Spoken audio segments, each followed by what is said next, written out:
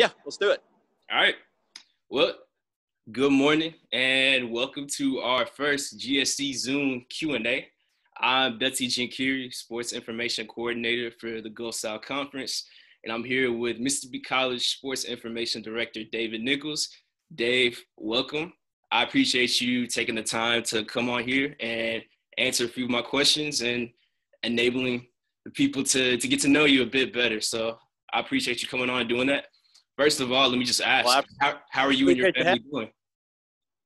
Man, we're good. Got my, we've kind of been in some quarantine and doing well, but we haven't, thankfully, suffered with any of the illness thus far. And so we've been good, been able to keep working pretty regularly. But we're just like everybody else, just hoping that we can get back to some sort of the way things were, really just, giving our student athletes an opportunity to, get back on the field, court and all that stuff and get back to competing.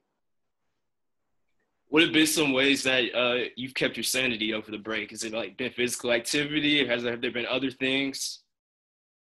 Yeah, we've got an almost 3-year-old at the house. So I really haven't had too hard a time finding something to do. For about 8 weeks, we kept him at home and just, chased him around the neighborhood and the house, and that was good. But, just getting ready for the fall, updating some, the website, different things like that. But then on a personal level, I've really really tried to strengthen my relationship with the Lord and really gotten after reading the Bible and, praying and had a good prayer life. And that, in all honesty, I know it's a terrible thing that's going on, but it's been really a blessing to get some time to kind of calm down and really see things from a new perspective. So I've kind of appreciated a little bit of the time off for sure. And so like you mentioned just doing a few things like updating record books and whatnot, or just updating the site. Have there been other ways that you've had to be creative with your content during this? Yeah, we did some all-decade teams for each one of our sports. We tried to do some Instagram takeovers, let our student athletes, be able to take over the Instagram stories and just, show us what they're doing on a daily basis. And, I think that that's something that will probably continue. My assistant, Kyle Lewis, and I, we've both pretty much spent, and now that, the NCAA has announced that we're no longer having championships, we're starting to get some thoughts down on paper and what can we do to, make this semester as normal as possible? How can we highlight our student athletes, our coaches, our administrators, kind of like this, what you're doing right now? Really, it's going to kind of challenge what we do. Be able to get out there. It's easy for us to, scheduled games. You just show up and you tweet about it and promote the game and different things like that. But when it comes to, coming up with new ideas, this is really going to challenge our creativity. But I think Kyle and I are both, kind of embrace that challenge. And for those who may not know what you do as a sports information director, is there a way you can give them just a quick rundown of just some things that you do on a day-to-day basis? When I talk to, me and my other communications folks in the conference, we talk about telling the story of our respective schools, like y'all do, tell the story of the Gulf South Conference. The idea is to highlight our student athletes, the awesome things that they're doing, our coaches when they get milestone wins, our programs when they do community service, academically. The idea is to make sure everybody, we know how awesome these student athletes are and coaches, but the idea is to get it out there to our constituents, but not only our constituents, but just anybody that's really interested in consuming athletics. We've got student athletes that are at Division II level. You're kind of below that level where everybody knows who Zion Williamson is, or everybody knows who Trevor Lawrence is. Division II, you got to work a little bit harder to get that word out there, and that's what we kind of relish, is making sure everybody knows that our student athletes are working just as hard as those guys and girls. And, we're just, excited to be able to share that and let everybody know exactly what's going on in our athletic department. And you've worked with many different sports throughout your time at Mississippi College. Would you say that working in sports information has made you more knowledgeable about other sports that you weren't as familiar with before? 100%. I grew up playing baseball and obviously knew a lot about football and basketball and things like that. But, man, I knew nothing about soccer coming into this thing. And, you'll smile about that, I'm sure, because you're a soccer guy. But, I've learned so much about soccer. I remember watching it before I worked here, and I never understood, in football and baseball, the goal is to always move forward, and try to go score. And I never understood in soccer why they'd kick the ball backwards a lot of times. It just, it was one of those things that didn't make a whole lot of sense. But the more I've understood about it, it's all about placing all of your pieces in the correct spot and finding openings and taking it. It's just the same thing. It's just a little bit different execution. Soccer, I've learned a lot more about. Volleyball, I've learned a lot more about. A lot of the sports like cross country and track, I didn't really get, you're really competing against yourself. Yes, you've got those runners in the race that you're competing against, but, you're really, what was my time at this distance last time? I want to beat that this time. You're competing more almost against yourself than you are necessarily the people next to you. And that's a little bit unique, but yeah, I've really enjoyed with all these sports getting to know. But yeah, I would say the one that I've learned the most about since this has been soccer, just really understanding, how the game works and really how, how hard those kids work and how mentally strong you have to be to play, 90 minutes of soccer. It's unreal. Yeah, for those of you who may not know, I was a former student athlete at Mississippi College, and Dave covered quite a few of my games. So yeah, I appreciate you doing that. And one other thing, you've overseen like MC's transition from Division III to Division II. How have you seen Mississippi College athletics change during that time period? The easy thing is to say that we've gotten bigger, faster, stronger. You hear that statement a lot. Bigger, faster, stronger. Giving credit to those Division III student athletes, how this was. They were playing because they just love the game. And I'm not saying that Division I and Division II don't love the game, but in Division III, you are not getting any athletic aid, so you are literally there playing the game in order to, as a part of what you're doing academically. Division II, what we've actually seen a little bit of an uptick in our academic performance. Because to keep that athletic scholarship, you've got to keep that grade point average. You're motivated to go out there and get that GPA that you have to get that scholarship and move forward. We've seen some pretty cool, we've been to play some games at places we wouldn't have played when we were in Division III.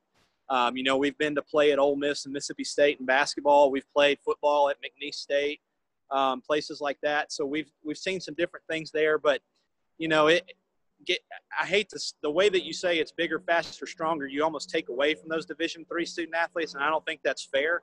But I will say that at Division II level, the competition, obviously our competition has improved from a talent standpoint.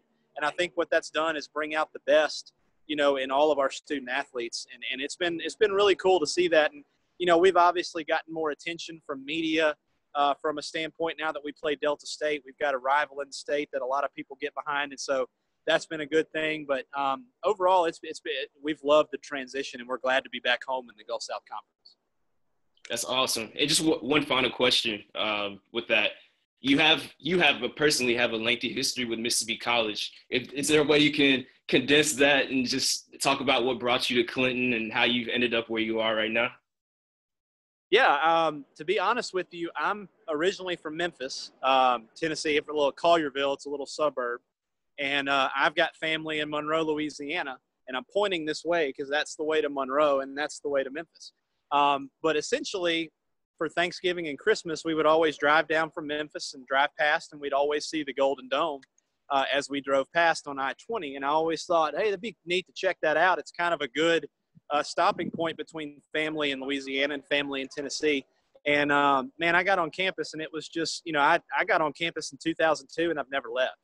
And it was just a feeling of this is where I'm meant to be, where I'm supposed to be. I could tell that this is where God had placed me. And, I've never really questioned it. It's been one of those things that it's really blessed my life more than I've definitely blessed Mississippi College. But just very thankful for it. And I, following my undergraduate career, I started as a grad assistant in sports information. I had no idea what sports information was at the time. But it's been the absolute best thing that's ever happened to me. And I have zero plans of going anywhere else. and I just love, working and with Mississippi College. And, the student athletes make it all worth it. People like you, Datti, and folks that are still here now, seeing them be successful going forward is really what it's all about. We have a lot of, the wins are obviously great and academic, achievement and all that. But, having our student athletes reach back out to us and say, our time at MC really shaped where I am now, that makes it all worth it for sure. I just got just a few more fun questions for you, just to give some more information to the people out there on where you stand on certain issues. So what's your favorite food? Favorite food? I'm a big pizza guy, but my mom's jambalaya is probably my favorite thing. She used to make that growing up, and then, once I went to college, I didn't get it as much, but it was something every time I go home, she makes sure to make it. Well, now they live down here, and I get it a lot less often because we have more access. So I'm trying to figure out a way to get her to maybe get back on that train of making it more often. But I'd say my mom's jambalaya is probably my favorite. That's awesome. That's awesome. Cake or ice cream? Oh, big. Here's a funny thing. I love ice cream. Cookies and cream ice cream is my favorite thing. I don't know how you feel about this, but if you eat cake and ice cream at the same time, do you like to eat them together, or would you rather have them as like separate entities? I'm asking you. Separate entities. And see, I'm a big cookies and cream ice cream guy as well, but I would much rather do separate entities for that.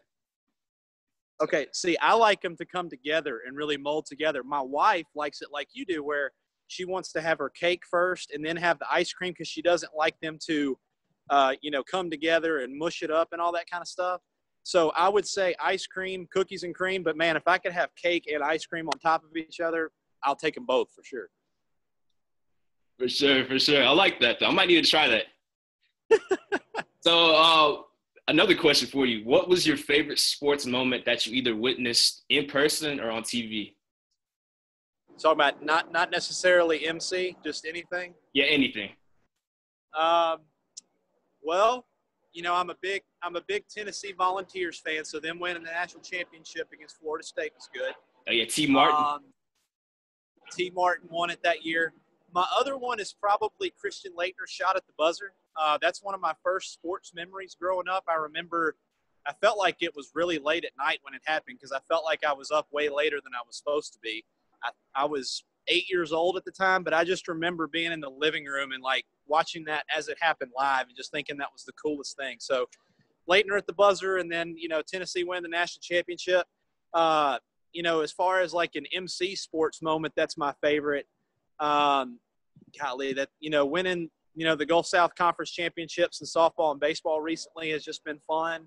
Watching our football team come out and go 5-0 at home this year was pretty special, and getting a win over Delta State at the end of the year.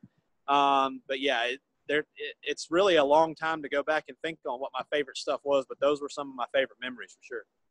I can respect those for sure. And one final question. You mentioned that you used to be a baseball player growing up. Okay. What is your favorite baseball memory that you were a part of? Okay, so my senior year, I didn't play in college. I'm not just this great baseball player. My brother ended up pitching at Samford. He's younger than I am, and so he kind of had the baseball talent in the family. But I remember my senior year, we were playing our rival in high school from Memphis. I went to Briarcrest, where Michael Orr went to school from the blind side. So I went to Briarcrest. We were playing our rival, and I come out, and it's like extra innings, I think. And I come out, and they hit a ball to me to open the inning, and it goes right through my legs. I'm playing first base. Okay, so the ball goes right through my legs, make an error. A guy gets to second base. So there's a runner on second base with no outs. We get the next guy out by a strikeout. Well, then the next thing, they hit a ground ball to shortstop. Shortstop throws it over to me, and I catch it over at first. Well, the guy that was at second that I had let get on base, he got a little bit far off of second base, and I just caught the ball at first and threw him out back at second base, a double play, and ended the inning. Man, I was so fired up. I ran off the field, and as I ran off the field, I was so excited taking my glove off and throwing it in the dugout that I threw it over the dugout into the stands. So, and I was leading off the next inning, so I had to go get the glove and come back. It was really one of those things where I finally did something like amazing athletically and then completely botched it by throwing my glove in the stands. So that's about par for the course for sure. Hey, but it's a good story of redemption, though, so I like it. Story, yeah, it's just a little embarrassing. For sure. That's awesome. That's awesome. Dave, I appreciate you taking the time to answer my questions. Hopefully we'll be getting some sports at some point this year. Hopefully it's definitely a time of uncertainty, but yeah, I appreciate you coming on here. I appreciate the work that you and Kyle do at Mississippi College. And I guess thanks for being my guinea pig, because this is the first Zoom interview that we're doing. So yeah, I appreciate that. Yeah. I appreciate you having me, Datti. It's a great idea. Looking forward to seeing, a lot of the other folks that you're interviewing. I think we got a lot of people that are pretty special in this conference, and go ahead and get the guy low on the totem pole out of the way and then move up as we go along. That's definitely the way to go. Ah, man. Appreciate that, Dave. You have a good rest of the day. All right, bud. See you, Datti. See you.